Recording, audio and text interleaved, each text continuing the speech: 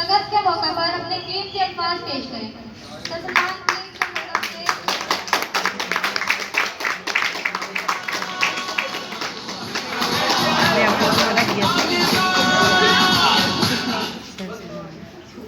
नहीं उनको मैंने कहा था तुम्हारे कल मारने में आए यार माइक में इसकी आवाज़ आती नहीं है बेटे, आपको लग रहा है आती है आ रही जी सर।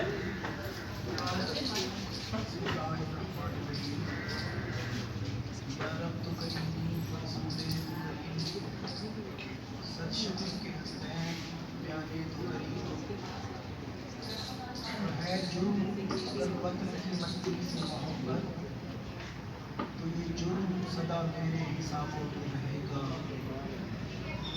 और मेरे वतन के आज़ाद लोगों, ना खुद को इतना हकीर समझो कि कोई तुमसे हिसाब मांगे, ख्वाहिशों की किताब मांगे। ना खुद को इतना करीब जानो कि कोई उठ के ये तुमसे कह दे वफाएं अपनी हमें लौटा दो, वतन को अपने हमें थमा दो। उठो और उठकर बता दो उनको कि हम में ना कोई सनम गदा है, हमारे सर पर बसी खुदा है। झुके सरों को उठा के देखो, कदम को अपने बढ़ा के देखो। है एक ताकत हमारे सर पर, कदम कदम पर जो साथ देगी, कभी गिरे तो संभाल लेगी। मेरे वतन के आज़ाद लोगों, उठो चलो और वतन संभालो।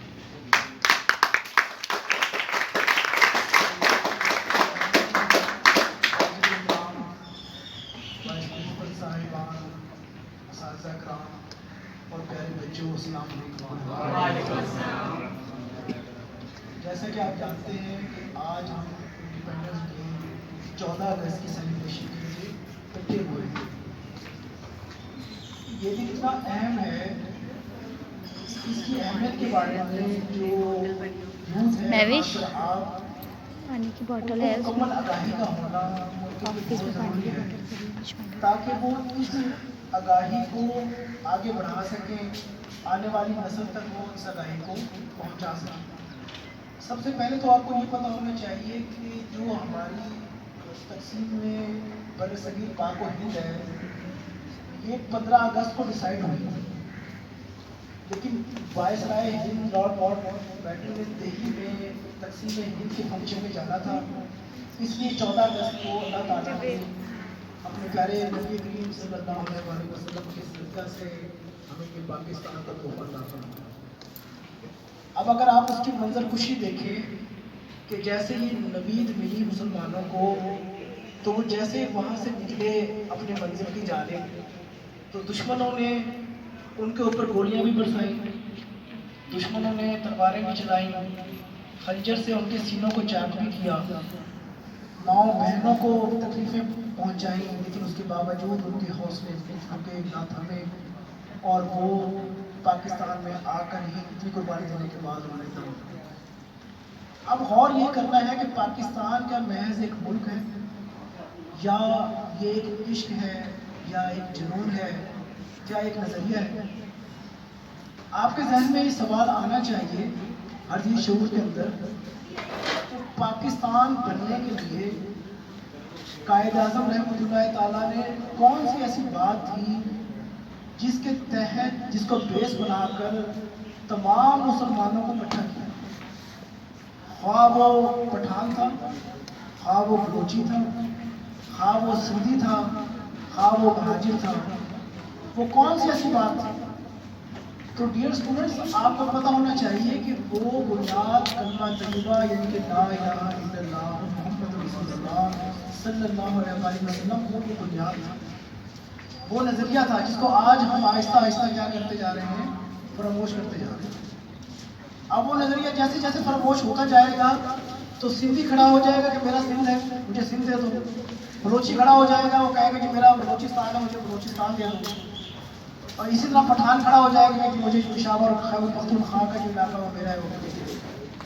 تو سب سے بڑی آگاہی کیا ہے کہ جس نظریے کے تحت یہ ملک بنا، اللہ تبارک و تعالیٰ نے یہ مسلمانوں کو عطا فرمایا، وہ نظریہ کیا ہے میرے بھائی؟ کلمہ طیبہ۔ اور یہ ہمیں خود بھی پتہ ہونا چاہیے اور آنے والی نسل کو بھی ہمیں یہ بتانا چاہیے۔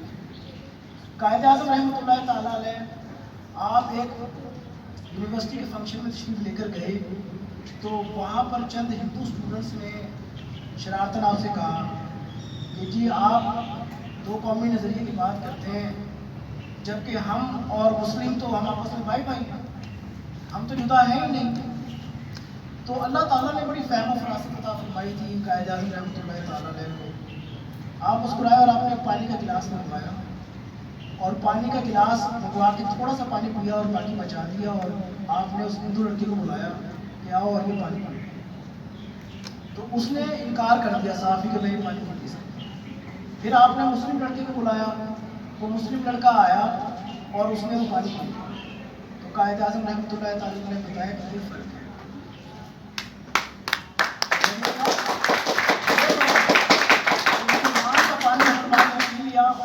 ہو کر آپ نے اس میں فرق ہے۔ تو میرے بھائی یہ تو ایک نظریے کی بات آ گئی۔ اب میں آپ کو بتاؤں کہ پاکستان کی ایک روحانی ایک حیثیت ہے، پاکستان کا جو ملک ہے اس کا ایک روحانی وجود ہے۔ وہ کیسے؟ آپ یہ دیکھیں کہ کب بنا؟ 27 رمضان المبارک تھی، لیلۃ القدر کی رات تھی۔ اس رات کو اللہ تبارک و تعالیٰ نے مسلمانوں کو تحفہ عطا فرمایا۔ پھر آپ دیکھیں کہ اس کا خواب کس نے دیکھا؟ کیا اس کا خواب دیکھنے والا کوئی پولیٹیشین تھا؟ کیا اس کا خواب دیکھنے والا کوئی تاجر تھا؟ کیا اس کا خواب دیکھنے والا کوئی ذمہ دار تھا؟ ایسا ہرگز نہیں۔ اس کا خواب درویش لاہوری حضرت علامہ محمد اقبال صاحب رحمۃ اللہ تعالیٰ علیہ نے دیکھا۔ پھر اگر آپ تھوڑا سا اپنا مطالعہ کا اور بڑھائیں، جب پاکستان بن گیا تو قائد اعظم رحمۃ اللہ علیہ واپس چلے گئے لندن۔ آپ اپنا یہ واقعہ باقاعدہ کتاب کے اندر جو ہے وہ تحریر میں نے جب پڑھی اور یہ ریکارڈ کے اندر بھی موجود ہے، تو آپ فرماتے ہیں کہ میں رات کو سویا تو مجھے ایسا لگا کہ کسی نے میرا بستر کو ہلا رہا ہے، کچھ جوڑ رہا ہے، کوئی ایسی ہستی ہے جو مجھے جوڑ رہی ہے۔ میں نے اپنا وہم سمجھا۔ دوسرے دن ایسا ہوا، تیسرے دن ایسا ہوا تو میں گھبراتے ہوئے میں نے پوچھا کون؟ تو جواب آیا کہ میں محمد صلی اللہ علیہ وسلم، پیغمبر آخری زمان، قائد اعظم محمد علی جناح تمہاری ڈیوٹی کہاں لگائی جاتی ہے؟ پاکستان۔ اور اسی دن انہوں نے جیسے ان کو یہ خوشبختی اور خوشخبری نصیب ہوئی تو وہ ایفرٹس تو تھی پاکستان سے بننے سے پہلے جو کی تھی، اس کے بعد فوری طور پر وہ پاکستان تشریف لے آئے اور تا دم آخر انہوں نے یہی قیام فرمایا۔ تو یہ آپ دیکھیں کہ 92 کی ہم بات کرتے ہیں، 92 کا عددی نمبر، کوئی شخص باہر سے 92 ملا کر پاکستان 92 نہ ملائے تو پاکستان میں کال نہیں کر سکتا۔ اور اگر آپ 92 کا عددی نمبر کو دیکھیں تو اس میں محمد صلی اللہ علیہ وسلم کا عددی نمبر کو دیکھیں تو وہ برابر۔ پھر آپ نقشے کو دیکھیں پاکستان کے، اگر نقشے کے نقطوں کو ملائیں تو اس میں محمد صلی اللہ علیہ وسلم بنتا ہے۔ اگر کبھی غور سے آپ نقشے کو دیکھیں تو یہ اتنی ساری رحمتیں، نعمتیں، روحانیت، یہ سب کچھ عطا کر کے اللہ تبارک و تعالیٰ نے اتنی قربانیوں کے بعد ہمیں یہ پاک سرزمین عطا فرمائی۔ اب کیا فرض ہے ہمارا؟ جن لوگوں نے قربانیاں دیں اب ہم ان کے نگہبان ہیں، اب ہم نے اس سفر کو لے کے آگے بڑھنا ہے۔ آپ یہ دیکھیں، میں آپ کو چائنیز کی مثال دیتا ہوں۔ چائنیز اتنے زیادہ پیٹریوٹک ہیں، ان کا ایک انجینئر ایک بہت ہیوی قسم کی مشین لے کر کسی ایک قصبے سے دوسرے قصبے میں جا رہا تھا، تو وہ کیا ہوا کہ وہ گاڑی کا ٹائر پھسلا اور وہ ندی یا حوض تھا اس میں گرنے لگے، تو وہ زاروں قطار رونے لگ گیا، چیخنے چلانے لگ گیا، ہائے میرے ملک کی مشین جو ہے وہ ضائع ہو گئی ہے، میرے ملک کو نقصان ہوگا۔ اور اتنے زوروں قطار سے رونے لگا کہ آس پاس کے جو دیہات کے لوگ اکٹھے ہو گئے اور انہوں نے مل کر اس کے ساتھ وہ مشین پہ نکلوائی اور گاڑی سمیت اس کو پار جو ہے دوسرے قصبے میں پہنچا دی کہ وہ اتنے زیادہ پیٹریوٹک ہیں. اور ان کی تاریخ دیکھ لیں کہ پاکستان کے بعد بنا اور آج سپر پاور میں اس میں شمار ہوتا ہے، اس لیے کہ ہم اپنی اصل کو فراموش کرتے ہیں. ٹھیک ہے، ہم نے اپنی ذمہ داریوں کا جو ہے وہ تعین نہ کیا. علامہ اقبال صاحب رحمۃ اللہ تعالیٰ فرماتے ہیں نا، فضائے بدر پیدا کر فرشتے تیری نصرت کو اتر سکتے ہیں گردوں میں قطار اندر قطار. کہ آج بھی اگر تیرے اندر وہ جوش، وہ ململہ، وہ خواہش، وہ طلب پیدا ہو جائے تو اللہ تبارک و تعالیٰ وہی جو اس وقت مسلمانوں کو عطا فرمائی تھی مدد، وہی جو اس وقت مسلمانوں کو عطا فرمایا تھا تحفہ، وہ آج بھی ایسا نہیں ہے کہ وہ عطا نہ کرے. اب میرے بھائی پاکستان بن گیا، اب آگے ہماری ذمہ داری ہے ہم نے اس کو کیسے لے کر چلنا ہے. صرف ایک سمپل سا فارمولہ ہے، ذمہ داری کا احساس. اپنے ملک کا جیسے ہم اپنے گھر کا ایک ذمہ داری، اپنے ادارے کا، اپنے معاملات کا ذمہ داری سے احساس کرتے ہیں، اسی طرح اگر ہم اپنے ملک کو ایک احساس اور ذمہ داری کے ساتھ آگے بڑھائیں گے، استاد اپنے فرائض اس کے مطابق ادا کرے، اسٹوڈنٹ اپنے فرائض اس کے مطابق ادا کرے.